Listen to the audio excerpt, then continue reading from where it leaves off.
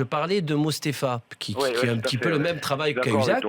Il a réussi à mettre le pressing, à mettre le pied quand il fallait, à s'accrocher et tout, sans avoir ni de carton jaune, ni de carton rouge. Et je pense que Cahuzac peut faire la même chose, et même je pense que techniquement peut apporter plus s'il reste dans ce registre, et c'est dommage. On en avait parlé d'ailleurs avec Jean-Louis Leca qui était d'accord parce qu'il estimait qu'évidemment ça pénalisait son équipe, et on a vu dans le regard de Cahuzac lors du dernier carton rouge qu'il s'en voulait plus à lui-même qu'à quiconque d'autre. Mais offensivement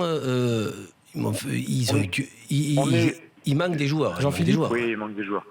Il manque Crivelli et Saint-Maximin. Parce que sur quelques contres, tu peux leur faire mal. Mais il manque quand même un dynamiteur comme Saint-Maximin et un buteur comme Crivelli, c'est dur.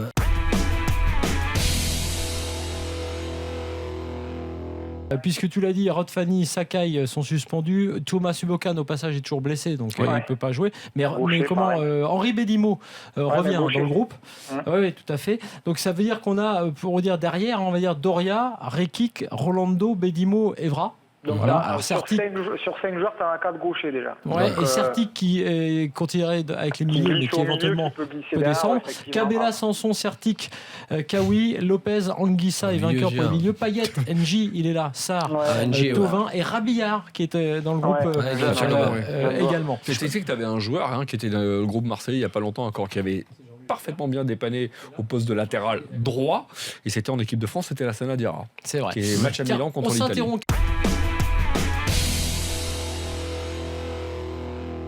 C'est bien parce qu'on peut faire une analogie entre le projet marseillais et le projet lillois, parce que c'est des projets de reprise en cours de saison, et que on a quand même plus de facilité à décrypter le projet marseillais.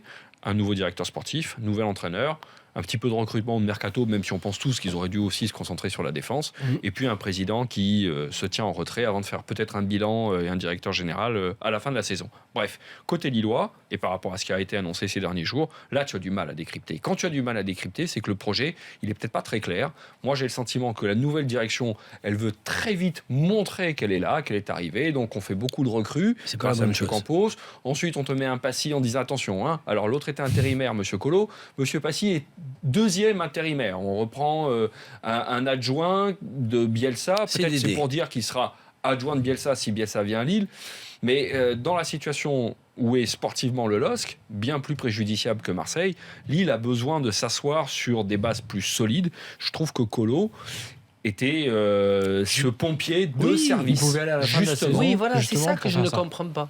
C'est surtout aller jusqu'à la fin de saison.